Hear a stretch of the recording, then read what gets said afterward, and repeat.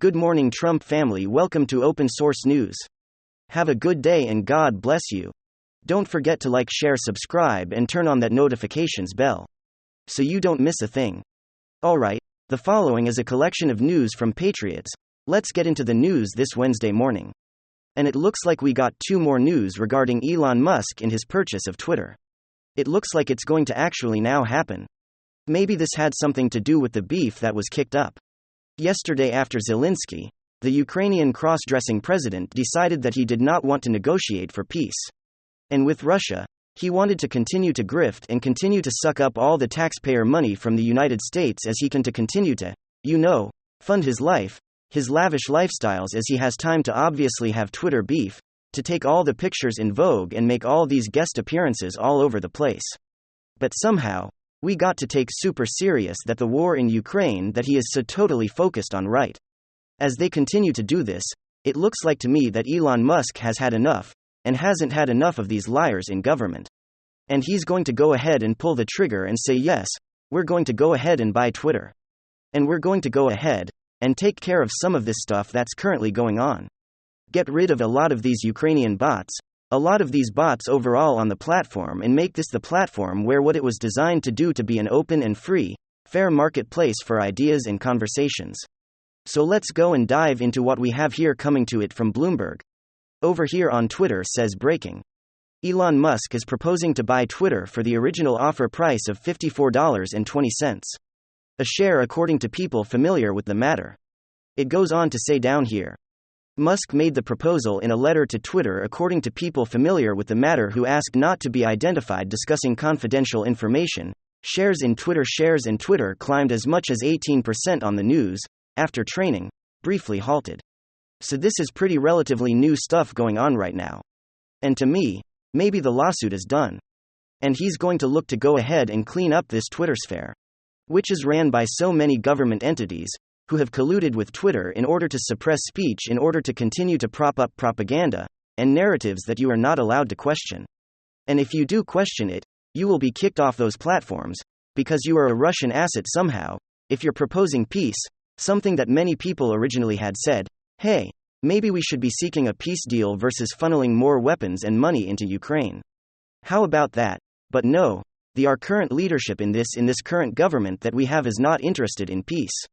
They're interested in continuing the money laundering grift and continuing to line their pockets, their friends' pockets, their family pockets, and whoever else is aligned with them, to ensure they become richer. Wow.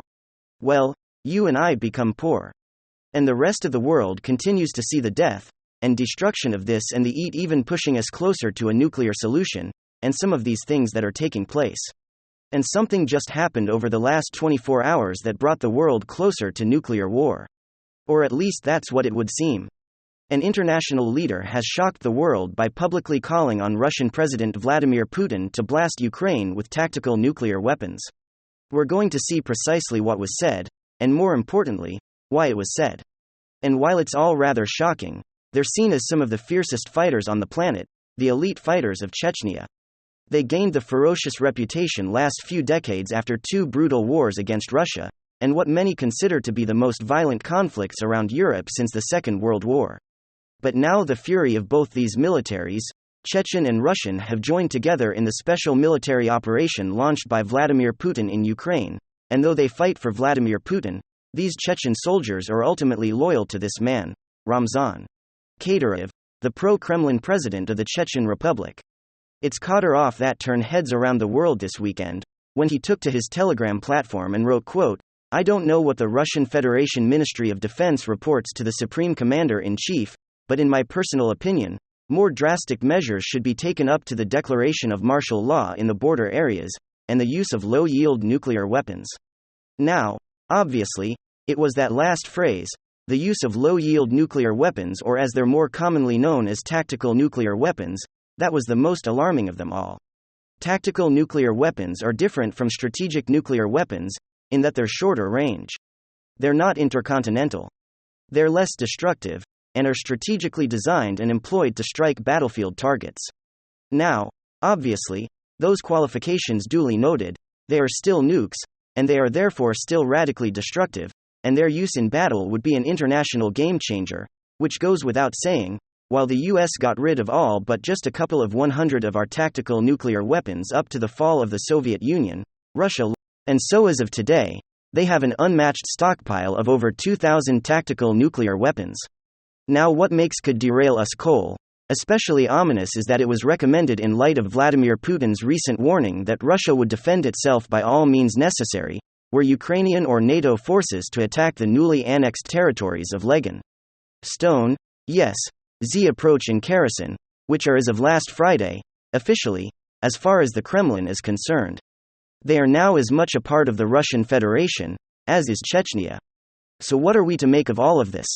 I mean, what's going on here with this cold blast Ukraine with tactical nukes against the backdrop of Putin's own nuclear threats? But from Russia's vantage point, there are three dynamics going on here, three dynamics, and what I'm calling temperamental dynamics, tactical dynamics and tectonic dynamics, temperamental tactical, and tectonic. I think that largely explains what we're hearing with these nuclear threats.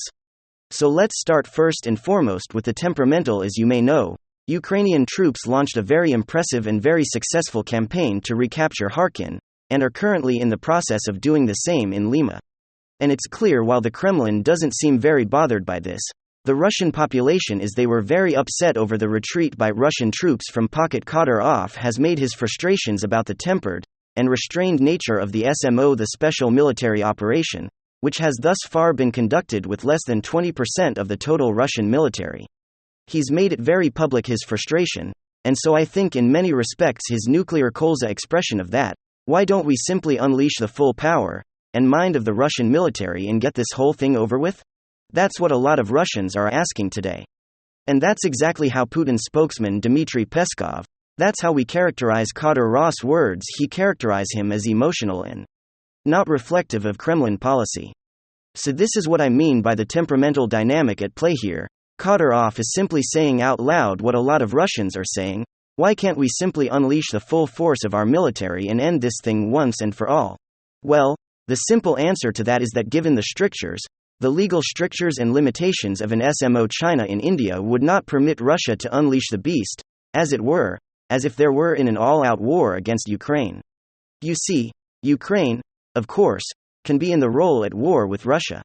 But it doesn't work the other way around. Russia has to be far more careful and reserved in their own battle plans. But that leads us to the second dynamic, which is tactical. I think Putin's threats against Ukraine, that they were prepared to use all means necessary, were aimed at preparing nations like China and India for an all-out assault, one that I still think would fall short of the use of tactical nuclear weapons, because I don't think they even remotely need to rely on such. The Russian army is powerful enough. But Russia is planning on unleashing the beast, if and when Ukraine attacks a recognized border, the newly annexed regions. When that happens, all bets are off. The SMO, the Special Military Operation, ends and a full-blown war with Ukraine begins. And that is when you're going to see tanks, Russian tanks in Kyiv.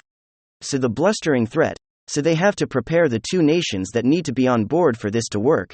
It's to prepare them for an all-out war that I believe will forego the use of those tactical weapons, with the threat itself serving as the precursor of the decisive counter-attack against Ukraine, and it would follow any excursion into the newly annexed territories. And finally, there's a tectonic dynamic. Kadyrov alluded to it at the end of his telegram message.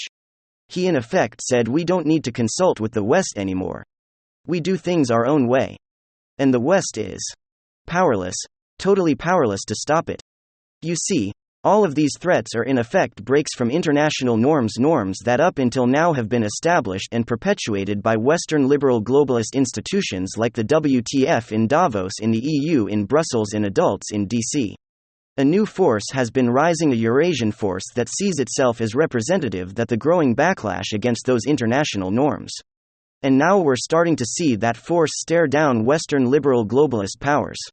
Our Western elite have done everything they possibly can to stop Russia, but to no avail. China, India, the Middle East, they're all behind Russia. As together they're forging a new post-globalist, post-secular world.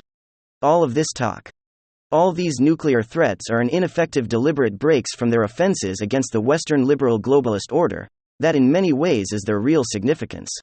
So as shocking as these threats might be, the fact that they point indelibly to the rise of an entirely new world order is, as it turns out, Perhaps the most shocking development of them all. Thanks for joining us on today's episode of Open Source News. Don't forget to like, share, subscribe, and turn on the notification bell so you don't miss a thing. Thank you very much. WWG1